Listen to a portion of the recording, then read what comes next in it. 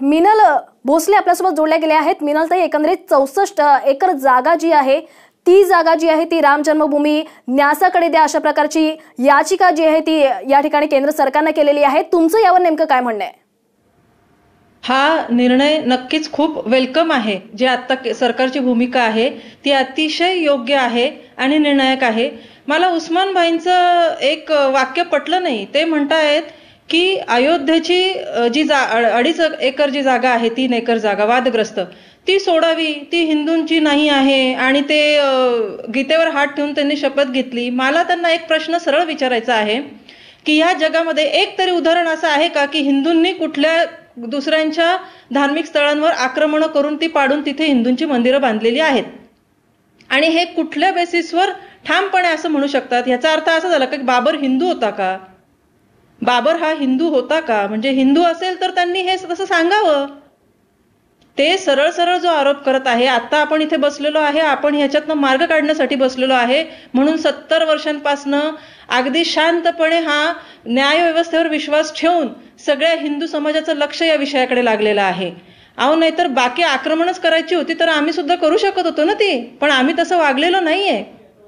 आज मेजॉरिटी जर हिंदूंच्या भावना, धार्मिक भावना, जर त्यांच्या श्रद्धेचं स्थान असलेला राम जन्मभूमी आपण ज्याला म्हणतो, जिथे रामाचा जन्म झालेला आहे, जिथं नक्कीच मिनल ताई, नवजात उस्मानजी काय सांगाल एकंदरीत यावर? 64 एकर जागा जी आहे ती राम जन्मभूमी न्यासकडे द्यावी अशा प्रकारची याचिका करण्यात आलेली आहे। तुम्ही याकडे कशा प्रकारे बघता?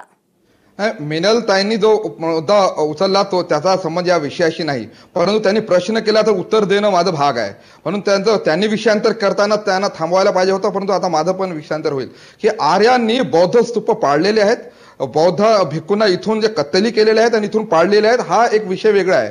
परंतु आक्रमक जो आहे तर आमचा बाबराशी काही संबंध नाही आहे। आम्ही बाबराची पूजा करत नाही। मशिदीमध्ये एखादं नाव असेल तर ज्याचं नाव आहे त्याची पूजा होत नाही आहे। इथं औरंगाबादला चंपा मशीद आहे तर कोणत्या चंपाची पूजा होत नाही आहे, अल्लाचीच होते।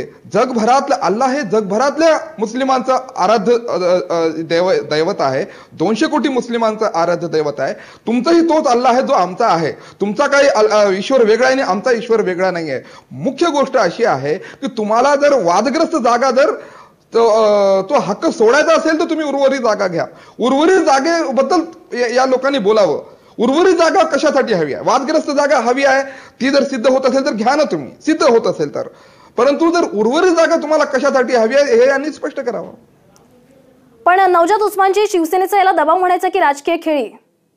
नाही, यांनी की नाही सरकारनं चाल ढकल करण्यासाठी हा मुद्दा टाकलेला आहे। त्यांना माहित आहे की आता 29 जानेवारीला ते एक म्हणजे अंतरिम निर्णय ऐकवणार होतं, परंतु हे असं काहीतरी मध्ये टाकून आणखीन हा मुद्दा पुढे ढकलावा, जेणेकरून जे ते 2019 मध्ये पुन्हा या मुद्द्यावर जे आहे ते राजकारण करतावं, ही अशी सरकारची खेळू असू शकते या अशी देखील शंका येते।